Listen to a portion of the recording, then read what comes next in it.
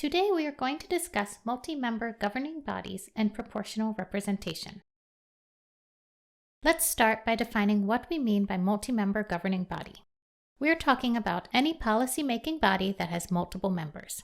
These include school boards, county boards, and city councils, but they also include larger statewide policy-making bodies such as the State Assembly and State Senate. Now let's define what proportional representation is.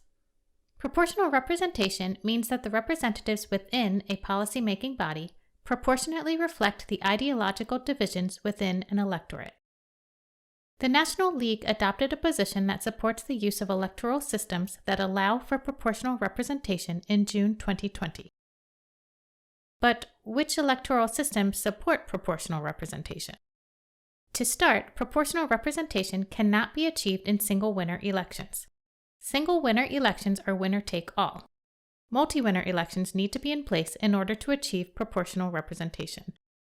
But not all electoral systems allow multi-winner elections to result in proportional representation. So, whether or not proportional representation can be achieved depends on those two factors. The first is how seats on a policy-making body are defined, because the seat definition will determine whether single winner or multi-winner elections are used.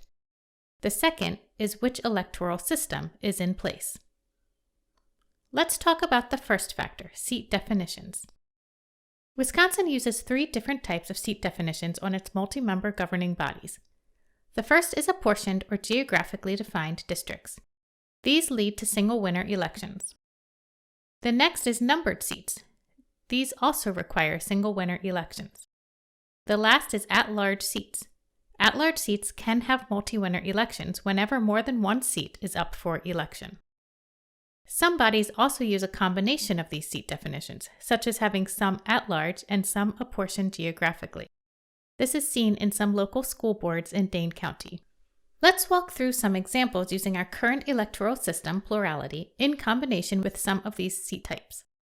We'll use an example of a multi-member governing body with 3 open seats and 6 candidates and 1,000 voters.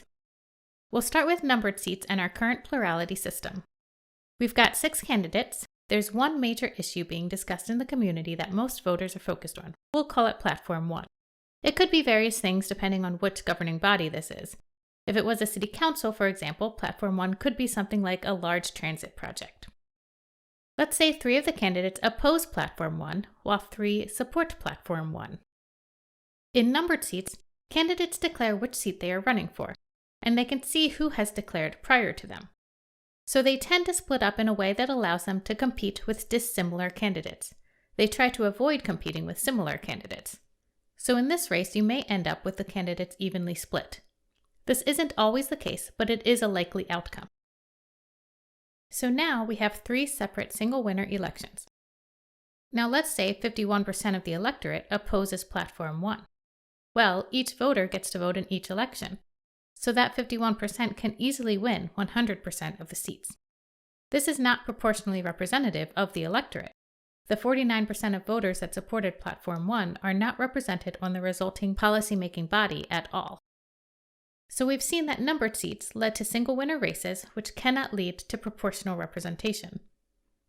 Seats that are apportioned geographically also have single winner races, so those also cannot result in proportional representation within a geographic district. Let's look at the third type of seat, at large. We'll use the same example, 3 open seats, 6 candidates, 1,000 voters. Using plurality, at-large seats are multi-winner elections. Each voter votes for as many candidates as there are open seats. So in this case, 3. This is called block voting.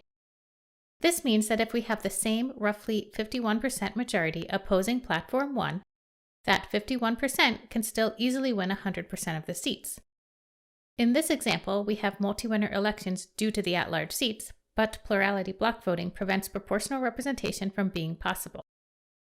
So far, we've seen that single winner elections don't allow for proportional representation, and that multi-winner elections using plurality block voting don't allow for proportional representation. Let's stick with the at-large seats and try some examples with other electoral systems. We'll look at approval voting. Now, approval voting can use approval block voting in multi-winner elections, which is very similar to plurality block voting. and results in the same issue of not allowing proportional representation. But there are other implementations of approval voting that could include sequential proportional approval voting, also called reweighted approval voting. We'll try this system with the same example: 3 open seats, 6 candidates, 1,000 voters, and the same platform positions amongst the candidates. For consistency, we've listed the same vote totals as we had in our previous examples. But keep in mind that in approval voting, voters could choose to vote for more than 3 candidates, so the totals might actually be different. To walk through this example, we need to know not just the vote totals, but how many ballots listed which combination of candidates. So we've mapped this out in this chart. As you can see, 508 voters voted for A, B, and C. 490 voters voted for D, E, and F. 1 voter voted A, B, E, and F, and 1 voter voted only for A and F. To start out, each ballot has a weight of 1. The totals for each candidate are counted, and a winner is determined based on which candidate has the most votes. Candidate A, in our example, wins the first of 3 seats. Now here comes the reweighting. Each ballot that has already contributed to a winning candidate has its weight reduced to 0.5. In our example, every ballot that contributed to candidate A now has a weight of 0.5. Ballots that did not yet contribute to a candidate win maintain their full weight of 1. Totals are now recalculated, and candidate F wins the next seat. Once again, ballots need to be reweighted. Ballots that have contributed to only 1 candidate win have a remaining weight of 0.5. Ballots that have contributed to 2 candidate wins have a remaining weight of 0.33. Totals are recalculated using the new weights, and now candidate B has won the 3rd seat. By adjusting the remaining value of ballots after they counted towards a candidate's win, voters that have not yet been represented have a chance to win the next seat, and proportional representation is made possible. Let's try this same example one last time, this time using ranked choice voting. In this example, we can't start out with the same initial votes because ranked choice voting requires that voters indicate only 1 first choice. So we've adjusted the numbers to reflect 1,000 first choice votes. In ranked choice voting, candidates need to meet a threshold to win. That threshold is defined based on the number of winners in a race. The equation is 100% divided by the number of winners plus 1, and then add 1 vote because the candidate needs to cross the threshold, not just meet it. So for a 3-candidate race, the threshold is 25%, or 250 votes. So to cross the threshold, 251 votes are needed. In our example, candidate A has already crossed the threshold in the first round and becomes the first of 3 winners. No other candidate has crossed the threshold, so we go on to the second round. Candidate C is in last place and is eliminated. We'll assume for the purposes of our example that all voters that chose candidate C as their first choice listed candidate B as their second choice. So those 110 votes are transferred to candidate B. Candidate B now wins the second seat with 259 votes. Note that candidate B actually has 8 extra votes. Since ranked choice voting aims to minimize wasted votes, these would be handled fractionally. The extra fraction of each individual vote for candidate B, in this case 8 out of 259ths of a vote, would be transferred to the next ranked candidate on each of those ballots.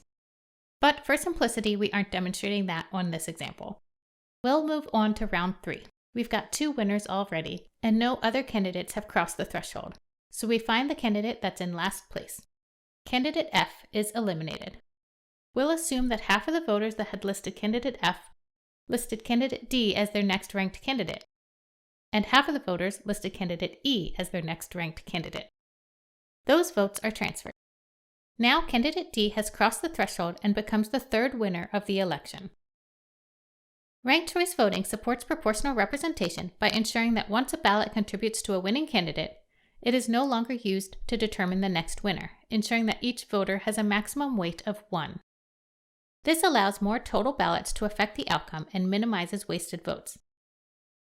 This chart summarizes which seat and electoral system combinations can result in proportional representation. Note we've only listed the electoral systems that we've discussed today. We can see that approval voting can lead to proportional representation when using at-large seats. Keep in mind that this requires sequential proportional approval voting, which is not currently included in either of the live approval voting implementations in the US today. Ranked choice voting allows for proportional representation only when paired with at-large seats. One additional note, we saw that at-large seats are needed to support proportional representation, but if those at-large seats are staggered to the point that most elections are only electing one seat, then you still end up with many single-winner elections and no proportional representation. So now that we've examined the different combinations of seat definitions and electoral systems, let's look at what's happening in Wisconsin. Most of Wisconsin's multi-member governing bodies rely on apportioned geographic districts, which have single representatives and therefore single-winner elections. Some governing bodies are using at-large seats with plurality block voting, and we have one example using numbered seats. And of course, Wisconsin uses plurality voting, so none of these will currently allow for proportional representation. What could proportional representation look like in Wisconsin? If Wisconsin had something other than plurality voting, what other changes would need to be made to achieve proportional representation? Let's imagine some possibilities. Take the City of Madison's Common Council. Currently, there are 20 single representative districts. Even if Wisconsin switched to something like ranked choice voting, these would still be single winner elections, preventing a chance for proportional representation. But what if instead of 20 individual districts, there were 4 larger districts, each with 5 representatives? This would still allow for 20 total elders, but proportional representation would be possible within the 5 representatives of each district. Something similar could be imagined for the state Senate. Instead of 33 individual districts, what if there were 6 larger districts, each with 5 senators? This example shows a mixed system that would include 3 at-large senators representing the whole state. These images are shown only to illustrate possibilities and alternatives to our current system. Now we can move on to questions and discussion.